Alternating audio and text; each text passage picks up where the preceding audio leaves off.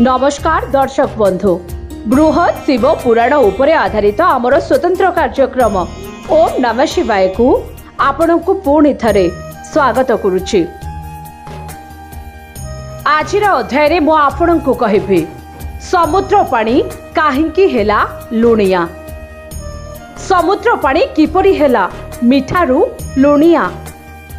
तेबे दर्शक बंधु समुद्र जल काहिंकी लुणिया बोली आपण समस्ते केबे ना केबे थरे भाबिथिबे। हेले आपण जानते कि समुद्र जलर लुणिया हेबार कारण धार्मिक शास्त्र सहित जड़ित अटे। आज आमे एहा पछरे थेबा पौराणिक कहानी विषय रे आपण को कहिबो। पौराणिक कथा अनुଯାयी पूर्वरु समुद्रर जल क्षीर परी संपूर्ण धला एवं मधुर थिला। शिव महापुराण अनुଯାयी देवी पार्वती महादेव को पाइबा पाई कठोर तपस्या करिथिले।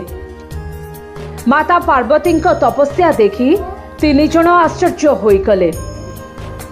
एहा परे समुद्र देवता माता पार्वती को देखि मोहित होइथिले एवं से तांकु विवाह करिबा पाई निजर इच्छा प्रकाश करिथिले। तेबे समुद्र देवता माता पार्वती को पाइबाकू जेतेबेले भोलेनाथ को अपमानित कले सेतेबेले माता पार्वती यहाकू सही पारिले नाही। से क्रोधित होई समुद्र देवता को अभिशाप देले एवं कहिथिले जे मधुर जल उपरे तुमे एते गर्वित ताहा लुणिया होई जिवो। एहा व्यतीत एही जल कोनोसी मनुष्य पई पानीय हेबो नाही।